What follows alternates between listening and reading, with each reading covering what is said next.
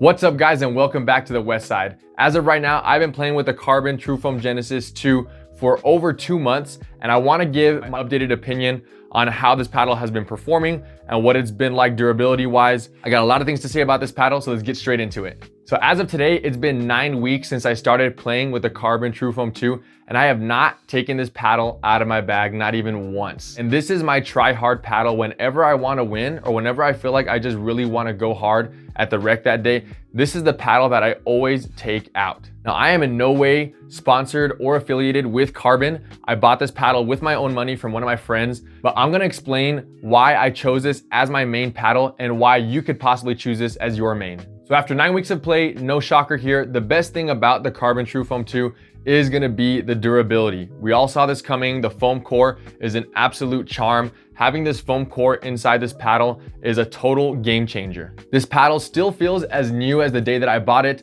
It hasn't broken in, not even a little bit. Now, CRBN did say there was no longer going to be a break-in period with these paddles.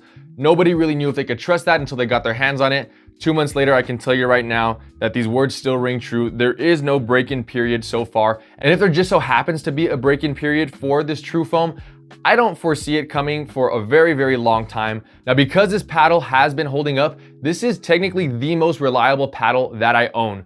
This paddle has not changed. It has stayed the same since day one. That means there's not going to be any surprises down the road, just consistent play sessions each and every time that I take this out of my bag. Now, if you ask me and just about the rest of the pickleball community, pickleball players were owed this after last year's Gen 3 disaster. After so many paddles had a super short break-in period, started heating up after a couple of weeks. I'm very happy that CRBN has done this because now they're setting the industry standard of what a paddle should be and how long it should last. Now, as far as performance goes, because of their foam core, this is gonna allow me to easily shape the ball in almost any way that I want to. It's super easy and it's super fun. It gives me power, but also still gives me control. I like to describe their foam core as dynamic. It allows you to play a soft game whenever you want, but at the same time, you can activate its power. Once you start swinging it at a certain power level, it starts to activate that foam. The ball starts to dwell a little bit longer and it starts to give you that power that you're looking for. So I really like this aspect. I think it's very unique to foam cores. And since this was the first all foam core paddle, this was really, really special. Driving the ball is so much fun. It's so easy, especially my two-handed backhands. I don't know what it is, but once I started practicing my two-ease with this, I just fell in love with this paddle. Some of my other paddles have a longer handle. They're elongated. You may think that that allows me to do a better two-hander. For whatever reason, I really like hitting a two-e on this paddle. This is a 5.25-inch handle. I can barely fit 2 hands on there. I don't even care. It feels so great hitting a two-e on this. I think for me, hitting that two-e is really fun because it allows me to shape the ball a little bit more. It stays on my paddle a little bit more. And since my two-e is not the strongest shot that I have, it allows me to shape the ball a little bit easier, allowing me to put some topspin on it. Otherwise, it would be a little bit harder to do it with some of the other paddles. I've noticed that with some of the other paddles, my two-e's are a little bit more linear. I can't really shape the ball as much. This one allows me to shape my two-e's really, really easy. Now, spin is also gonna be top tier because of that added dwell time from the foam core. I've seen some people reaching up to 2,400 RPMs, which is really mind-blowing. I don't think I've reached that just yet. Maybe I'm not hitting it strong enough or hard enough. But for me, when I compare spin to my Owl paddle, the Owl is still gonna be #1 for spin for me. Although it doesn't have that much power, it easily takes the #1 spot for spin.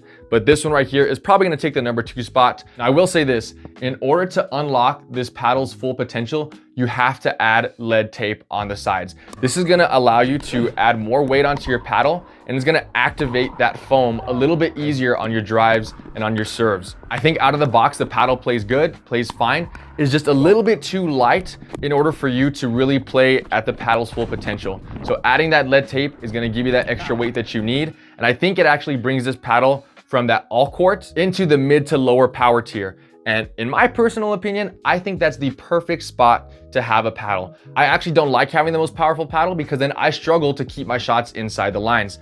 With this, I don't struggle with keeping my shots inside the lines. It gives me just enough power for me to drive and serve hard without worrying about hitting it over the lines or hitting it out of bounds. I think this is also gonna be the perfect level of power for the majority of players. This is controllable power. This is not untamed power like the Mod TA15. I think untamed power like that is really best used in the hands of professionals. Majority of players, I think the power level for this is gonna fit them just right. Overall, I think looking at the bigger picture, the TruFoams literally launched the paddle industry into the future, set the bar, and actually showed us what Gen 4 foam core paddles are capable of. This paddle cost $280. I paid $250 for mine from a friend, worth every penny. The fact that this paddle is not only durable, but offers top tier performance, normally you have to pick one or the other. Either you're gonna have a top tier paddle that'll break on you in 2 months, or you're gonna have a paddle that lasts forever, but doesn't even give you that much power or spin or any of the other components that you need to have a top tier paddle. The TruFoam Genesis brings both together and you get the best of both worlds. You get a durable paddle, you get a top tier performance paddle. What more could you ask for? I think it's gonna be really tough for another paddle to come and take my #1 spot. This is my main that I'm using right now. I'm gonna keep this in my bag for quite a while unless some other foam core paddles like the J2NF come out and I see that they're actually performing better than the CRBN TruFoam. Then I might consider transitioning over, but as of right now, this is gonna stay in my bag, I'm pretty sure, for the next couple of months. What do you guys think though? Have you guys bought a CRBN TruFoam? Do you think it's worth $280? What do you think about these full foam cores? Let me know in the comments down below, and I'll see you guys again on the west side.